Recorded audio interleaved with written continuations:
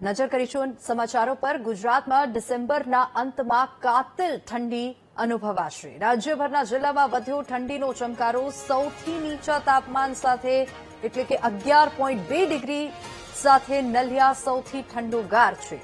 અમદાવાદમાં 15.1 અને ગાંધીનગરમાં 14 ડિગ્રી તાપમાન નોંધાયું છે। ડીસા 13.2 અને વલ્લભ વિદ્યાનગરમાં 14.6 ડિગ્રી તાપમાન નોંધાયું છે। વડોદરા 14.6, સુરત 17.8 અને રાજકોટમાં 14.4 ડિગ્રી તાપમાન નોંધાયું છે।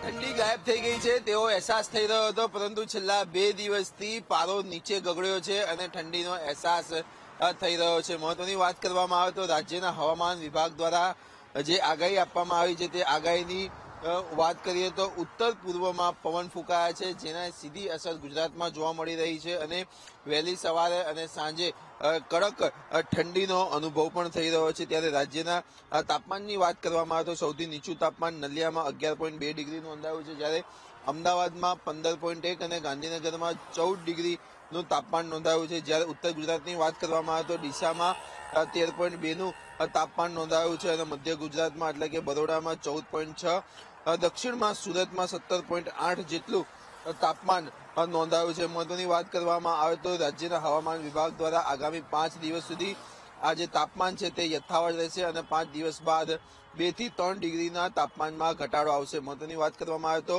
ઉત્તર પૂર્વ અને પૂર્વના પવન ફૂંકાવાના કારણે ગુજરાતમાં વહેલી સવારે ઠંડીનો અનુભવ અત્યારે હાલમાં થઈ રહ્યો છે, જ્યારે 5 દિવસ બાદ તાપમાનમાં જે કહી શકાય કે વધારો થશે, પરંતુ નવા વર્ષની શરૂઆતમાં ફરીથી ઠંડીનો ચમકારો જોવા મળશે તેવી પણ વાત રાજ્યના હવામાન વિભાગ દ્વારા કહેવામાં આવી છે। એટલે કે કહી શકાય કે વહેલી સવારે અને સાંજ બાદ ઠંડીનો ચમકારો ગુજરાતવાસીઓને જોવા મળશે।